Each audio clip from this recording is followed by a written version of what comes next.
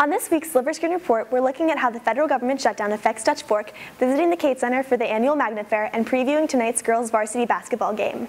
Good afternoon, Dutch Fork. Today is Friday, January 18th, and your Silver Screen Report starts now.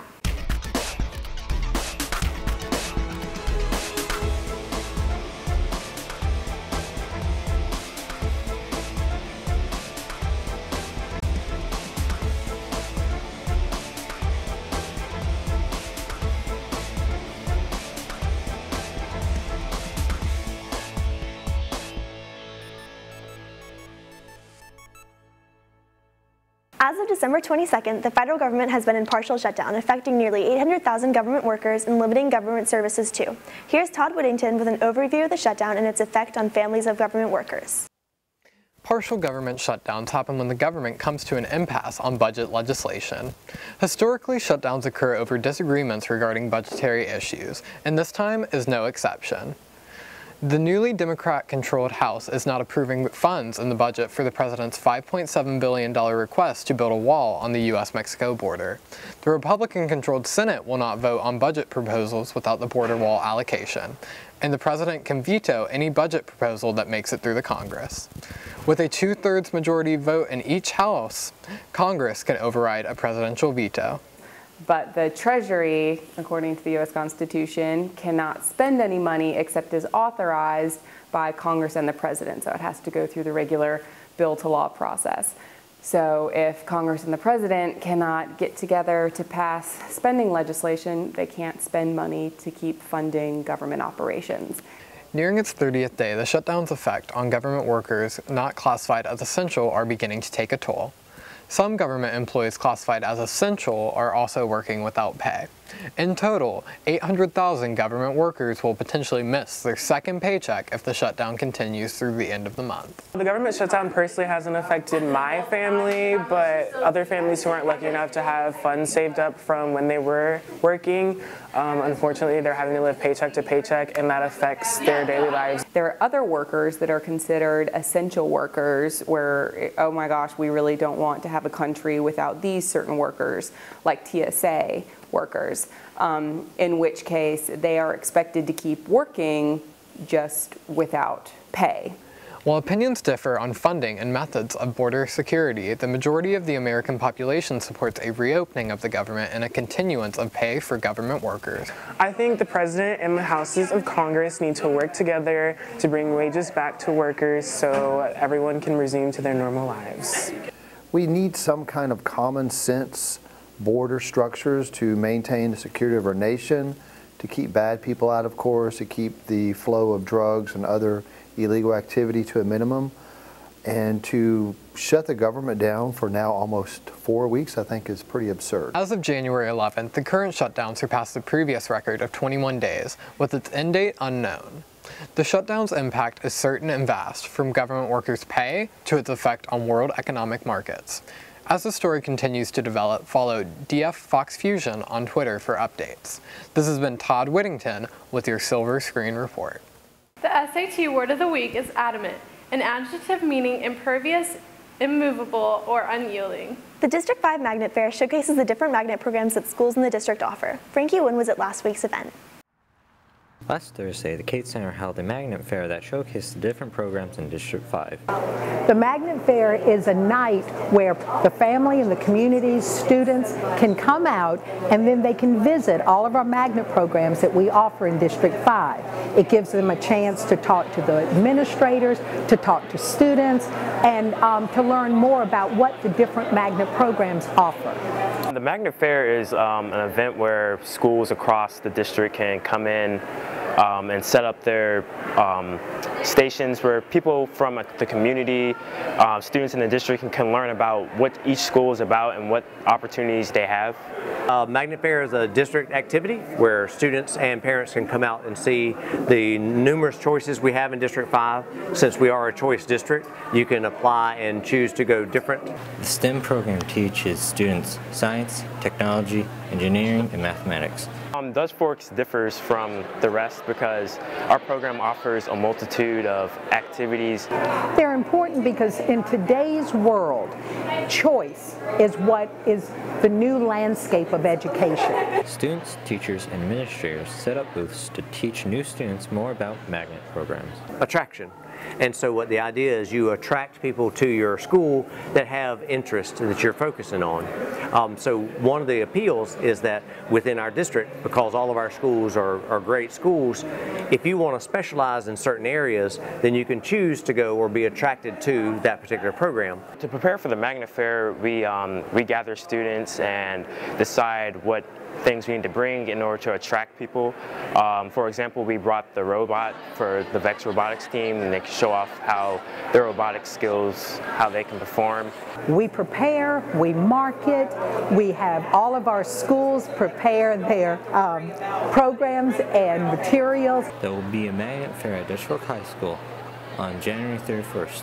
This has been Franklin Wynn with your Silver Screen Report. Yesterday, a new semester began. Earlier this week, Ryan Brabham talked to students around the school about their plans for improving themselves this semester. The new semester allows students and teachers to set resolutions on how they want to improve for the remaining of the school year. If students are in the same classes that they were in the first semester, they can think of the second semester as kind of a fresh start. If they developed any bad habits in the first semester, the second semester gives them a chance to correct some of those. And for students who are starting some new classes, I would say to ask for help as soon as you need it. I would like to study more probably and just work on math because I'm bad at math. Students should prepare for the semester by setting more time to study and maintain strong grades. I work a lot, so I want to do less hours so I can have more time to study. So I mean, if you have work or if you have or if you do other things, maybe just try to cut back on hours or focus more time on studying. I think that time management is really important, and students should use the time they have really wisely. It's important to do the work as it's assigned and not get far behind. Students and teachers agree that the most important goal is to manage their time between school and their social life. I think flashcards are really helpful for studying. I do a lot of vocab, so flashcards really help me. And also just, spending 30 minutes studying goes a long way. Learn how to manage your time, most definitely. If you don't know how to manage your time, it's just not going to work out. And keep studying. You want to end the year out with a good bang. Again, I think the important thing is to do your homework as soon as it's assigned and not let it wait, because then not only does the work build up, but your anxiety builds up. This has been Ryan Brown with your Silver Screen Report. The final film in the Unbreakable series, Glass, released at local theaters today. Mason Barr has a preview. Today marks the conclusion of the Unbreakable trilogy, which has been 20 years in the making. David Dunn, the only person to survive that train wreck all those years ago. The Unbreakable trilogy started with the cult classic 2000 film Unbreakable, and was then continued with the 2017 box office success Split.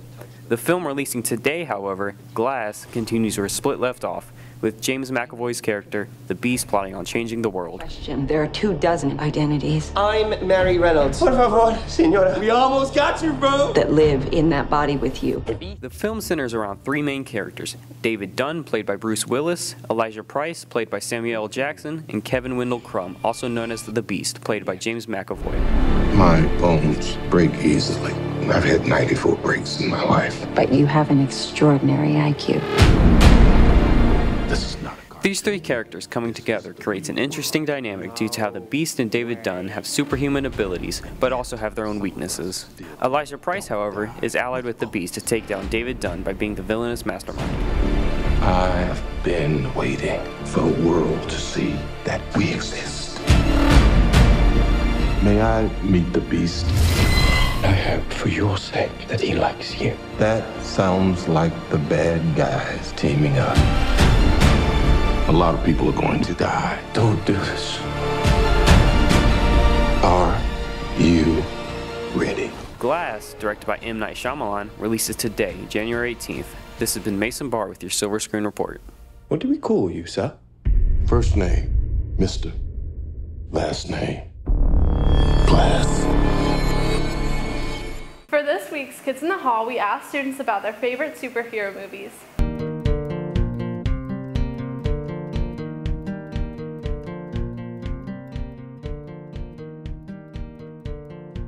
Probably Guardians of the Galaxy because of just how great of a movie it is, just the way, the action in it. Just like Marvel's Infinity War because it was different. It wasn't just like your typical superhero movie where the good guy wins and saves the day and everything. I can relate to Deadpool. We both do stupid stuff, and I'm stupid, so. I always liked Spider-Man movies, you know.